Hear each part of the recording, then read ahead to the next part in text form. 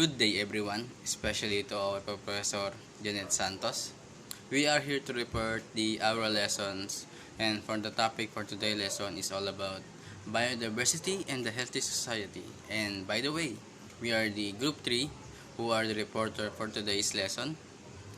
And I would like to introduce my members to you. First, again, good afternoon everyone. My name is John Benedict Santos. I am the leader of this group, and to be followed by Kenneth Brian Osorio, Mikey Geres, John Paul Tanalion, and John Christian Makayan. So without further ado, let's proceed to our next slide. So here our objectives at the end of the discussion. The student will be able to determine interrelatedness of society, environment, and health.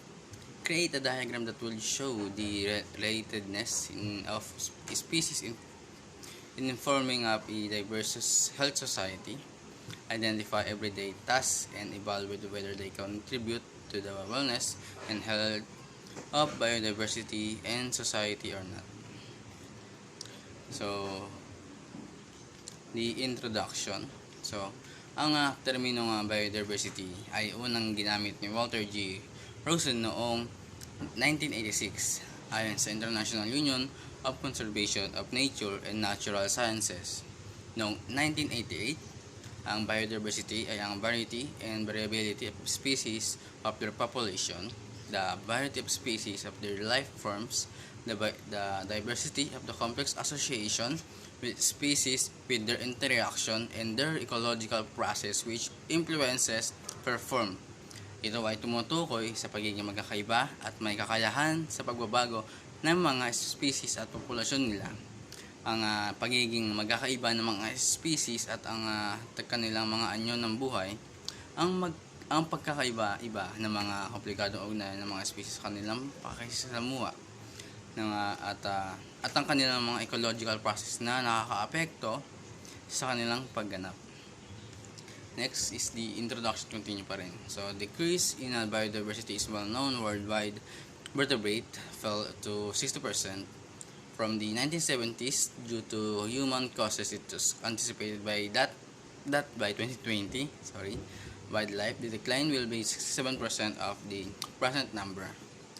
So, dito, ang pagbaba ng biodiversity ay kilala sa buong mundo. Ang bilang ng mga vertebrate ay bumaba sa 60% mula noong 1970s dahil sa mga tao.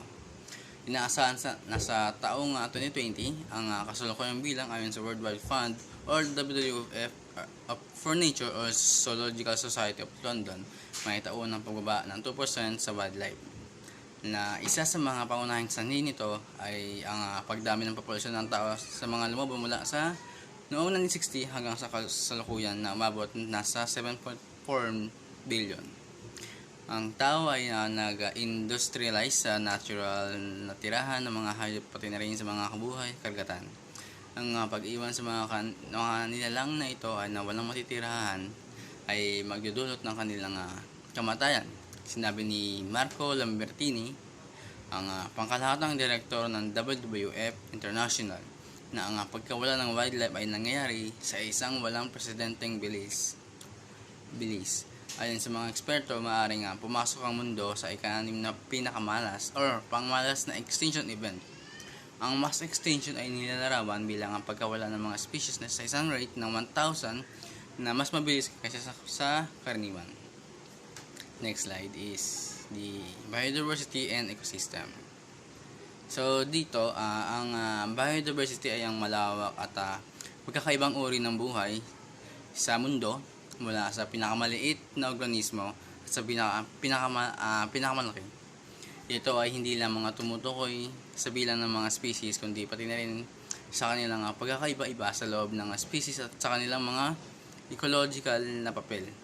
Ang biodiversity ay mahalaga sa pagpapanatili ng kalusugan ng ecosystem at pagpapakabuti ng kalidad ng buhay ng tao. Next slide is all about the ecosystem services. So, as you can see, we have the 3 categories in ecosystem services. First, we have natural resources. We have the natural resources. Second one is the benefits. Third is the drivers of change. So, Ang ecosystem services ay ang mga benepisyo na natatanggap ng tao mula sa mga natural na ekosistema o ng ecosystem. Ito ay maaaring magmula sa pagkain at tubig na iniibig ng mga tao. Ito ay maaaring hanggang sa pagsuporta sa kalusugan ng mga tanim at hayop at maging sa regulasyon ng klima at pagpigil ng baha o sa baha. Ang mga ecosystem services ay nagbibigay ng halaga sa kalikasan at nagbibigay ng benepisyo sa kabuuang kalagayan ng ekonomiya at lipunan. So, next slide.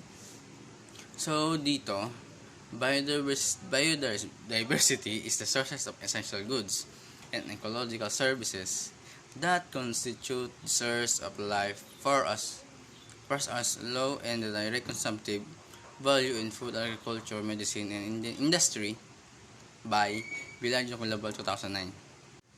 So, ang pagkaunawa ko sa pahayag na ito ay na ang biodiversity ay mahalaga para sa pagbibigay ng mahalagang kalakal at ecological na mga serbisyo na sumusuporta sa buhay.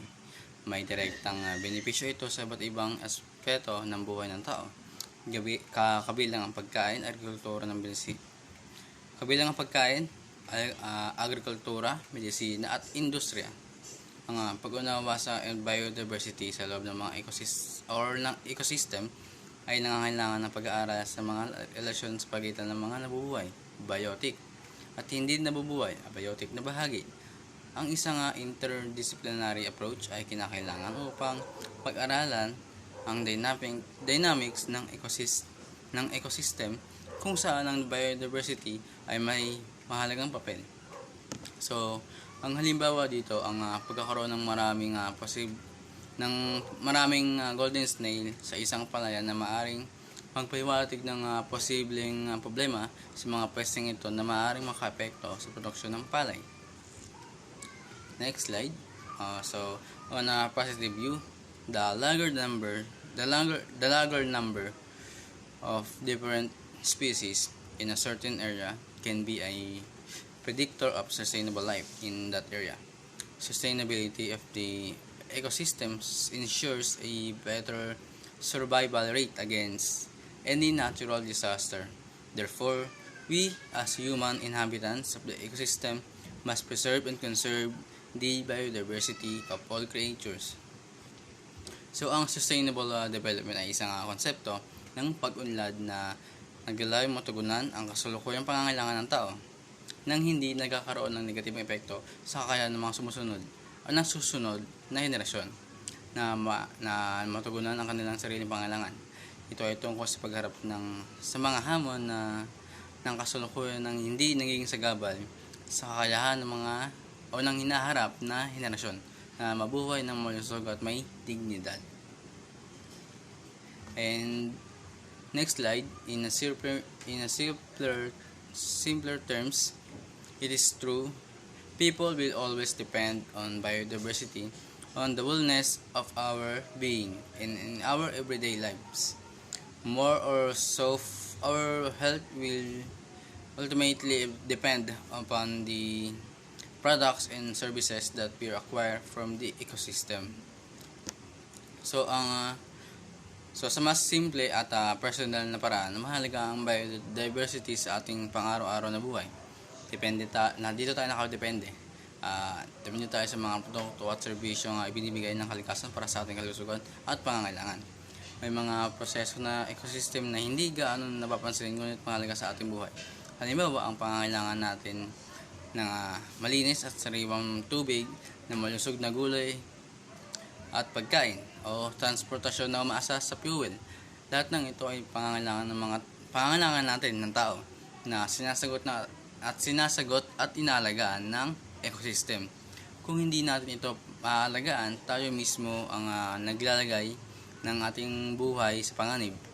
And yung malaking pagbaba ng biodiversity ay may direktang epekto sa tao kapag ang ecosystem ay hindi na sapat na nagbibigay ng pangangailangan ng tao, hindi lamang sa physical, kundi pati sa pangkalahatang pangangailangan ng lipunan. And that is all about this biodiversity and ecosystem and my reflection is dito sa sa topic ko sa pag-aaral ng biodiversity at ecosystem. Lalong ang naiintindihan ko kung gaano kahalaga ang pagkakaiba-iba ng mga anyo ng buhay sa ating kalikasan. Ang bawat uri ng halaman, hayop at iba pang mga organismo ay may mahalagang papel sa pagpapanatili ng balancing ecosystem, na natutunan ko rin na ang mga serbisyo ng ecosystem tulad ng malinis sa tubig at pagkain ay mahalaga sa ating kalusugan at kabuhayan. Kaya naman mahalaga na pangalagaan natin ang ating kalikasan at ang biodiversity upang matiyak ang maayos na takbo ng ecosystem natin at ang ating kaligtasan bilang tao. And that's my reflection. And the next topic is all about the changes in biodiversity, and that is discussed by the next reporter, Mikey Gieres. Thank you. Good afternoon, ma'am. Good afternoon, classmates. My name is Mikey Gieres. My topic is all about changes in biodiversity. First is alternation in any system could bring varied effects. Ang ibig po sabihin dito is ang mga pagbabago sa anumang sistema ay maaring nagdudulot ng iba't ibang epekto sa ating mga kalusugan or sa mga hayop man. Second is a change in biodiversity could have irritate effects not only in wildlife or marine life but also a human beings. Ang pagbabago sa biodiversity ay maaaring magkakaroon ng maling-maling epekto sa wildlife o marine life, kundi pati na rin sa mga tao at mga hayop na ginagawa nilang pagkain ito. Third, we can clearly infer that when our ecosystem is not well taken care of, biodiversity encounters changes that may impact human health on such different levels. Ang ibig po sabihin dito is malinaw natin mahihinuha kapag ang ating ecosystem ay hindi napangangalagaan ng mabuti. Ang biodiversity ay magkakatagpo ng mga pagbabago na maaring makaapekto sa kalusugan ng mga tao o sa iba't ibang antas man. And magiging reflection ko lang po dito is pahalagahan natin ang ating mga kalikasan dahil malaking tulong ito sa atin bilang mga tao pati na rin sa mga hayop. Dahil dito sila kumukuha ng mga kinakain nila at dapat tayong mga tao ay bumuhay sa mga nasisirang kalikasan, kundi tayo pa ang gumagawa upang masira ito. Dahil yung iba ay ginagawa nila itong hanap buhay. And the next reporter is Kenneth Osorio po. Okay, ang ating topic ngayon is the 5 threats biodiversity. Una natin is the habitat destruction. Itong habitat destruction is simply destroying the home of animal. This can be both happen to land and ocean. Some of these example nito is yung cutting trees and fishing using dynamites. Ginagamit nila ito para makagawa ng bagong civilization. Ganun. And next naman is the alteration. Alteration is a sudden change either within species group or within the environment. Nagbabago ito ng entire ecosystem.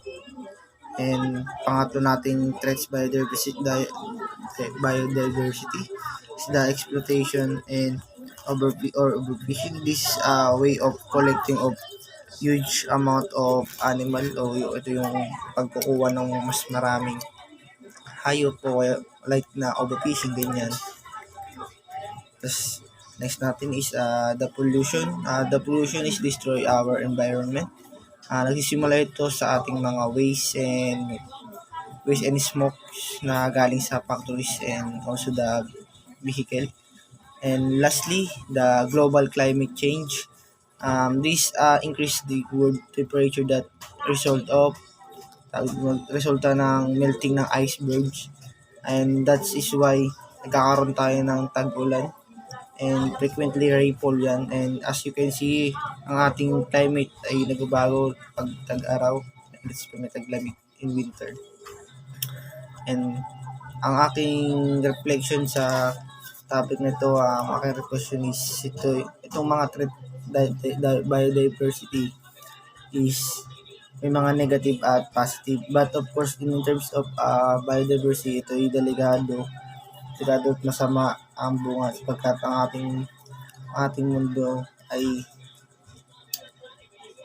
delikado kung di ingatan. And mga ganitong paraan sana malisin, mabawas-bawasan yung mga gawain para ang ating mundo is maligtas. Nila, and next supporter is John Paul Tanalio. Everyone, this is my report, Biodiversity of Loss. Refers to the decline of this disappearance of biological diversity understood of the variety of living things that inhabit the planet is a different level of biological organization and their respective genetic variability as well as in the natural patterns present economic system. So, ang biodiversity loss ay tumutukoy sa pagkasira o pagkawala ng mga bagay na nabubuhay sa isang particular na lugar o ito ay may iba't ibang dahilan kung bakit nagaganap. Ito ay maaari sa climate change, pollution, or maaari din sa destruction in habit. So, particular species making of an economist determine its productivity affect the nutrients cycle and soil content, and influence environmental conditions as a water cycle, weather pattern, climate, and the other non-biotic aspect. Ang biodiversity loss daw ay nagbibigay ng malaking epekto sa pamumuhay ng lahat ng mga living things sa ating planeta. Dahil sa biodiversity loss ay naapektuhan nito ang mga food storage kasi ang lands natin ay nagiging barren. Ang ocean naman ay nagiging fishless. At dahil din sa biodiversity loss, the whole species living things appear ito ay dahil naman po sa deforestation at dahil din sa biodiversity loss. Biodiversity loss can have significant direct human health impact if ecosystem service at no longer equate to the meet social need and directly change in the ecosystem service affect livelihood, income, local migration, and on occasion may even cause of exacerbate political conflict. So, ang biodiversity loss ay pwedeng magkaroon ng malaking impact sa kalusugan ng mga living things. The environment hazard na nag-i-increase siya ng risks, cancer, heart disease, asthma, at many others. Pwede rin ito maging physical such as pollution, toxic chemical, or fun contaminant, and additional kapag daw po ang ecosystem service or no longer equitable, pwede ito makaepekto sa livelihood sa mga sistema ng isang particular na society. Pwede maging dahilan para po mag-create ng mga naninirahan sa mga communicate na yon into other places. Everyone, my name is Jan Christian Imakayan, especially to Ma'am Janet Santos, and this is all about the nutritional impact of biodiversity. Ano nga ba ang nutritional impact of biodiversity? Ito po ay pangangailangan o pinagkukunan ng isang tao na pangangailangan sa araw-araw katulad ng pagkain, gamot, at iba pa. At ano nga ba ang epekto ng biodiversity sa tao? Ang epekto po ng biodiversity sa tao is magiging maayos ang kanyang kalusugan at magiging maayos din ang kanyang mood dahil sa pang-araw-araw na ginagawa niya na exercise at sapat na tulog. At ang natutunan ko po sa aking task na binigay or sa aking reflection about sa nutritional impact of biodiversity ay panatilihin po nating maging healthy, kumain ng sapat at magbawas po ng timbang para malayo po sa sakit at mag-exercise palagi para iwas po tayo sa anumang sakit na anumang datapo sa atin. Again, Good day. So let us now proceed to our next topic, the health, biology, and biodiversity. Health, biology, and biodiversity have a big impact in our lives. The environment plays a critical role in supporting all living things, including us, including humans. We rely on our environment for essential like air, water, food, and a safe place to live. Advancement in securing these basic needs through agriculture, sanitation, and hygiene, and have a much greater impact on human health than even modern medicine. Medicine, sorry. Next slide. So, but of course, there are always advantages and disadvantages. While the environment sustains us, it can also present challenges to our health. So, lack of access to basic needs like clean water, sanitation, can significantly increase mortality rates, and environmental hazard can come in many forms, both physical and non-physical. Physical hazards include pollution, chemicals, and contaminants. Non-physical hazard includes dangerous work environments, poor housing, and poverty. So all of these factors can increase the risk of diseases like cancer, heart disease, and the asthma. So unsafe drinking water and poor sanitation are the major contributors to infectious diseases. Example include cystomayasis or cytomyasis, diarrhea, cholera, and meningitis. So in 2015, unsafe water that was contaminated with feces tragically claimed the lives of 350,000 children under 5, and mostly in the developing of third world countries. Additionally, billions of people lack access to proper sanitation facilities and clean drinking water. And it's clear that a healthy environment is essential for human health and well-being, and that's why we should be cautious and careful about we eat and drink, and we should always take care of ourselves, our health, and also our surroundings. So yung ang reflection ko po dito is kailangan po nating alagaan ang ating biodiversity, dahil ito ang pundasyon ng ating kalusugan at kabuhayan, and ang malawak at balancing biodiversity ay nagbibigay sa atin sa sariwang hangin or ng sariwang hangin na malusog na pagkain at iba pang likas na yaman na mahalaga sa ating pang-araw-araw na pamumuhay.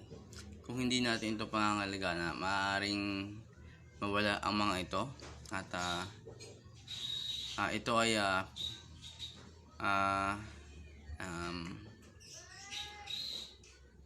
ito na magdudulot ng hindi magandang epekto sa ating kalusugan at kapaligiran. Dapat natin pangalagaan ang biodiversity upang mapanatili ang maayos na kalagayan ng ating mga ecosystem, at para sa kabutihan ng hinaharap ng ating henerasyon or ng mga susunod na generation natin. And that's my topic, and thank you for listening. And our last topic is all about the environment related illness, in which will be discussed by John Paul Tanalion. Thank you. Hello everyone, this is our fourth environment related illnesses. Some human illnesses that are the found related with the environment includes, so meron tayong cancer, depression, malaria, asthma, obesity, diabetic. Sometimes human diseases are connected to what place they belong to. Because of this, we get many types of disease such as cancer, depression, malaria, asthma, obesity. According to experts, climate change could also have serious impact on human health and could deteriorate farming system and reduce nutrient in some food. So, Due to climate change, many people are affected, not only us but veggies and fruits when we get the nutrients we get. So relationship between human health and the environment raise many ethical, social, and legal dilemmas by forcing people to choose among competitive values. Many of the issues at the interaction of health environment have to do with managing benefits and risks. So for example, pesticide is important role in the increasing crop yields, but they can also pose hazard to human health and the environment. Alternative pesticide use is good significant to reduce agricultural productivity, leading for the full price with would into increase innovation in some part in the world. When drafting and to implement environmental health regulation, it is important to consider vulnerable subpopulation. A vulnerable subpopulation is the group with the increased susceptibility of the adverse effect on the environmental risk factor due to their age, genetic health status, or some other condition. So, ang vulnerable daw is a population includes children, pregnant women, and the elders was sensitive bodies.